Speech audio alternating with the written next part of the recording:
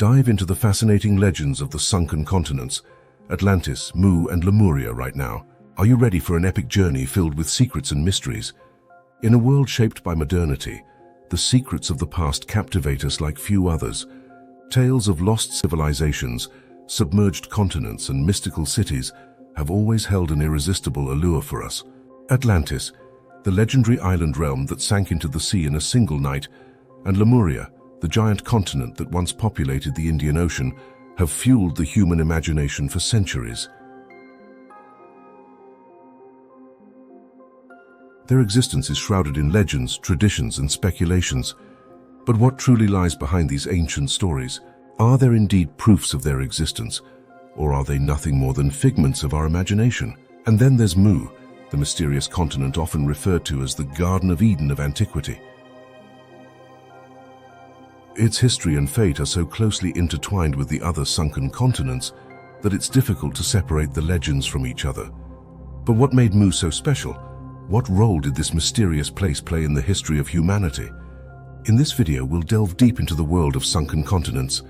We'll explore the theories and speculations surrounding these ancient civilizations and try to shed light on the darkness of the past. And who knows, by the end of this video, you might just walk away with a completely new perspective on the world. Subscribe to our channel, Myth Researcher, like the video, and share it with your friends so we can reach as many people as possible with these fascinating topics. The conflict between Atlantis and Lemuria for the domination of the Earth was more than just a struggle for land and resources. It was an epic power struggle between two mighty civilizations, both striving to rule the world. On one side stood Atlantis, a legendary island realm led by an elite of Anunnaki. These were the ancestors of the Sumerians, Babylonians, and Egyptians. This advanced civilization was known for its highly developed technology and impressive architecture. Led by the elite of the Anunnaki, the Atlanteans firmly believed that they had the right to rule over the entire Earth. The Anunnaki, the arrogant elite in Atlantis, were actually like ordinary humans made of flesh and blood, but possessed technology and knowledge that granted them power and longevity. They presented themselves in Atlantis as gods. They sought to expand their rule to the other continents of Lemuria and Mu. If you want to learn more about the elite of the Anunnaki in Atlantis, I recommend checking out our special video on the channel dedicated solely to this fascinating topic. Lemuria, on the other hand, was a vast continent in the Indian Ocean, inhabited by a peaceful and spiritual population. The Lemurians lived in harmony with nature and believed in the harmony between humans and the environment. Despite their advanced culture and technology, they were not bent on conquest but aimed for peaceful coexistence with other civilizations. The conflict between Atlantis and Lemuria eventually escalated into a devastating war that brought both civilizations to the brink of destruction. The superiority of Atlantis's advanced technology, particularly its highly advanced weapons and defense systems, gave them a clear advantage in the fight. The legend of Lemuria and its possible connection to historical events is a fascinating aspect of this story. It is speculated that the destruction of Lemuria was caused by a combination of natural disasters such as volcanic eruptions and pole shifts. The theories about Atlantis, Mu, and Lemuria are partly based on the work of historians and archaeologists, such as Madame Blavatsky and James Churchward. Madame Blavatsky, a prominent theosophist of the 19th century, extensively discussed the legend of Lemuria in her book, The Secret Doctrine. She believed that Lemuria played a significant role in early human history, and that its inhabitants had reached a high level of spiritual and technological development. Her in-depth investigations and speculative theories about Lemuria have had a lasting impact on esoteric and spiritual discourses to this day. Helena Petrovna Blavatsky, known as Madame Blavatsky, was one of the most influential figures of the 19th century in the field of occultism and the founding of the Theosophical Society. Born in 1831 in Ukraine, she undertook extensive travels through Europe, Asia, and the Middle East, claiming to have received initiations and teachings from various spiritual teachers and masters. Her quest for spiritual knowledge and her profound experiences shaped her later works and theories about the hidden wisdom of humanity. She spent her entire life searching for the knowledge of the Anunnaki, their secrets hidden in the Book of Kabbalah. The technologies of free energy and longevity allowed her to travel around the world to conduct research and excavations. Her dedication to exploring these hidden secrets continues to have a profound impact on esoteric and spiritual discourses, inspiring researchers and scientists around the world to decipher the secrets of the Anunnaki. Madame Blavatsky is best known for her esoteric writings, of which The Secret Doctrine is the most famous.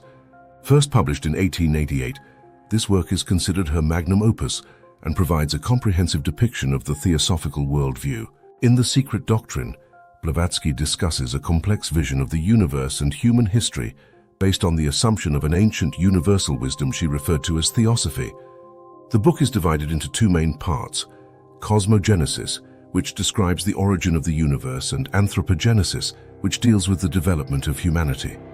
Blavatsky combined scientific, philosophical, and spiritual ideas to support her theories, drawing on sources from Eastern and Western spiritual traditions. James Churchward, a British researcher and adventurer, claimed that he learned the secrets of Mu from a Hindu master during his time in India. He published a series of books providing detailed descriptions of Lemuria and Mu, claiming that it was once a powerful and highly advanced empire. His speculative theories about the geographical location, culture, and technological achievements of Lemuria have fueled further interest in this lost continent. Churchward claimed that Lemuria was the cradle of civilization and that its inhabitants possessed astonishing knowledge in areas such as energy, language, and spirituality. While his claims are controversial, they have helped establish Lemuria as a fascinating subject of research in the fields of history, archaeology, and esoterica. The story of Atlantis, Mu, and Lemuria is not just a collection of myths and legends, but also has historical and archaeological foundations. Through the work of historians and archaeologists like Madame Blavatsky and James Churchward, we can gain a deeper understanding of these fascinating civilizations and their role in the history of humanity.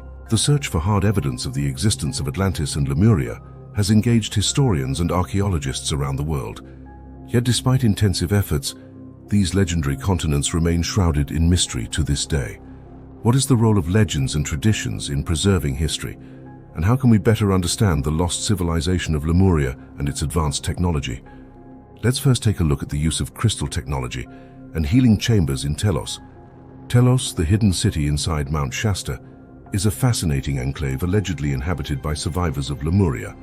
Here, residents are said to utilize advanced crystal technology for various functions, from energy generation to healing of body and mind. This technology, closely integrated with the natural environment, just as it was in Lemuria before its demise. In Telos, they use crystal technology. Large crystalline structures serve various purposes. They have healing chambers resonating with frequencies that restore the body and soul. They have crystal communication devices that enable mental connection across the entire planet. This naturally raises questions about the true nature of the lost civilization of Lemuria and its amazing abilities. Reports of encounters with Lemurians at Mount Shasta have also attracted attention. Witnesses claim to have seen tall beings in white robes, allegedly representing Lemurians. These reports raise the question of whether the legend of Lemuria is not just a myth, but actually has a genuine historical basis. Furthermore, there are reports of a cave in Mount Shasta where artifacts such as gold, copper tablets, statues, and skeletons have been found. In 1904, J.C. Brown, a British prospector, made headlines when he discovered a deep cave system while searching for gold in Northern California around Mount Shasta. The cave was filled with gold and skeletons of unusual size, among other things. After 30 years of research and preparation, he organized an expedition with about 80 people, including scientists and a museum director, to further explore the cave system. However, on the day of departure, June 19th at 1 p.m., Brown did not show up, and he was never seen or heard from again. These finds could provide further clues to the existence of Lemuria and advance the search for hard evidence of its history. Another intriguing discovery is Mauritius, a lost continent accidentally discovered in the Indian Ocean. In 2013, scientists possibly found traces of a submerged continent called Mauritius deep beneath the Indian Ocean, a remnant from the time when the continents were still connected as a supercontinent. The discovery was accidental, made by geologists on Mauritius who stumbled upon minerals that seemed too old for the young volcanic island, providing evidence of a much older continental landmass buried under the Indian Ocean.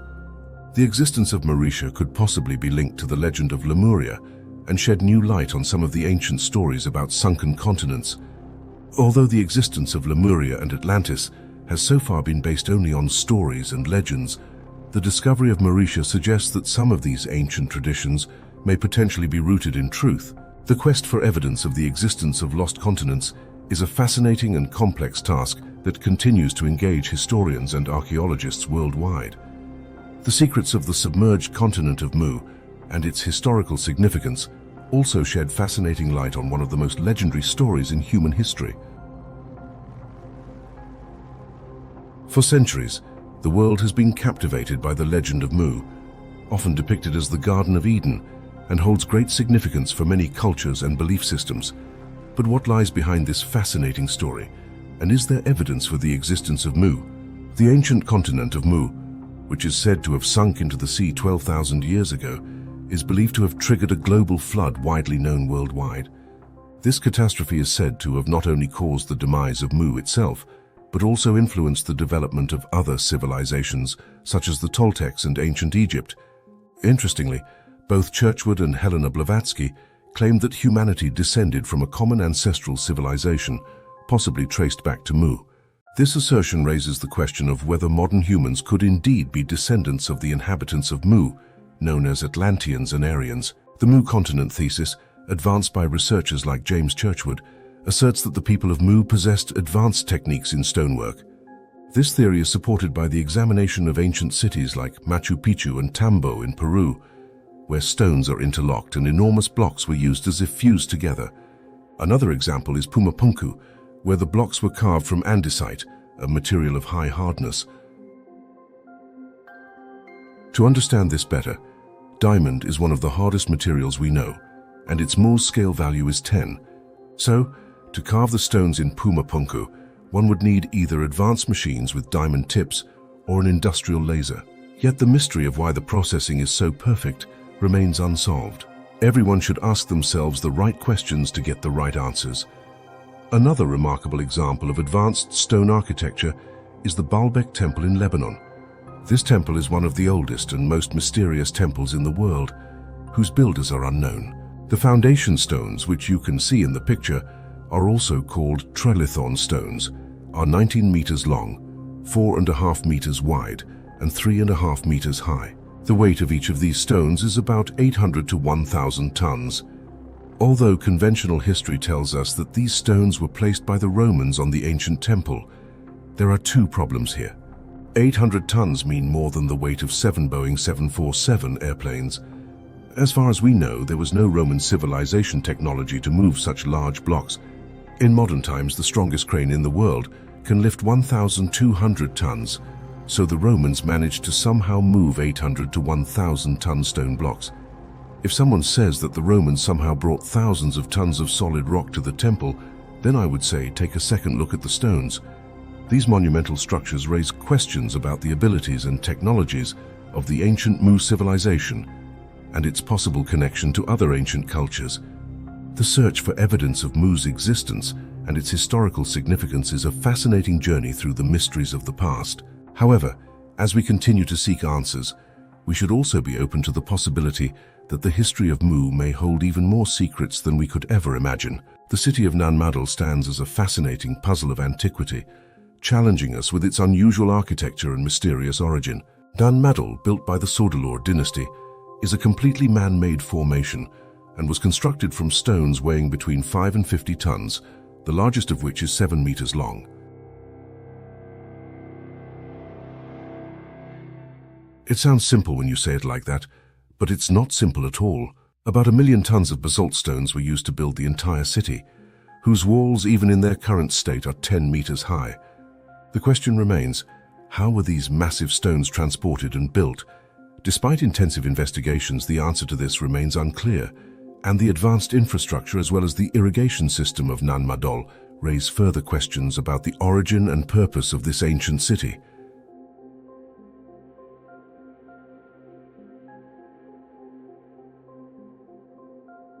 Now we need to ask these questions here. Firstly, if this Sodalor dynasty is a primitive community, then how can they move such large stones? The school history has no official answer to that. The second question is, how did this city have such advanced infrastructure, structures and irrigation system when there is not a single dynastic structure resembling Nan Madol in the vicinity? Again, there is no official answer to this. And the third question is, although there is no answer to the other questions, how does conventional history conclude that this place was built by the Sodalur dynasty? Here's the answer from the history books. Excavations at Narmadol revealed some archaeological remains of this Sodalur dynasty. Yes, but they could have just discovered the city and settled there later. The history of the Sodalur dynasty as builders of Narmadol is also surrounded by uncertainty, and there is a lack of official records about the construction of this impressive city. The maritime skills of the ancient Polynesian people shed further light on the connection between Polynesian cultures and the possible continent of Mu. Historians view the voyages of the Polynesians on their canoes as a feat of maritime navigation that allowed them to reach distant islands such as Easter Island.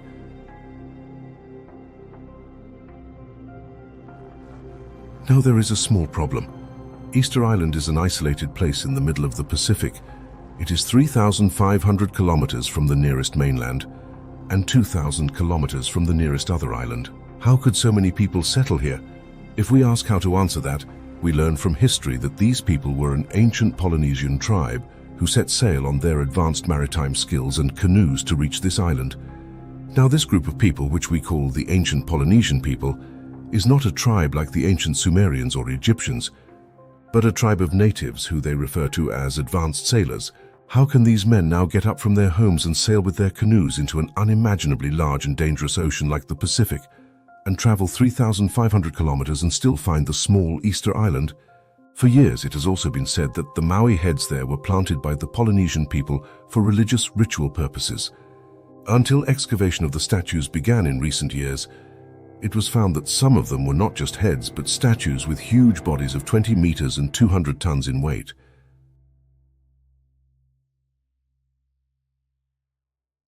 How they were built and erected by the Polynesian people remains another question. However, some of the heads were covered with earth at the first discovery. Now two theories are on the table. Firstly, the story of a primitive society crossing the Pacific in canoes, building huge statues and then burying them. Or secondly, to believe in the flood story, which is more logical to me. The decision remains with you, what you want to believe in. The monumentality of the Maui heads on Easter Island testifies to the impressive abilities and cultural heritage, whose history could be closely linked to the secrets of Mu. The legends and myths surrounding the lost continent of Mu are rich and fascinating. But despite intensive research, there is no concrete evidence for the claims of James Churchward and others. The lack of hard evidence has turned the discussion about Mu into a debate between theory and speculation. While Churchward claimed to possess secret knowledge and Nakal tablets, he could not provide convincing evidence for his theories. He is someone who actually spent years in India with the British Army and dedicated his life to research. The controversy surrounding his claims and the lack of transparency regarding his education and sources cast doubt on the credibility of his work. Ultimately, the story of Mu, Atlantis, and Lemuria remains a fascinating chapter in human history of lost civilizations, continuing to inspire us to explore and decipher the mysteries of the past. There are traces of an older, intelligent culture all over the world. One just has to be willing to discover them and ask the right questions. Perhaps the truth about Mu lies exactly where we least expect it, and only by continuing to explore the mysteries of history will we find the answers we seek. In this spirit, I bid you farewell, dear viewers, and encourage you to remain curious and explore the infinite wonders of our past. Until next time,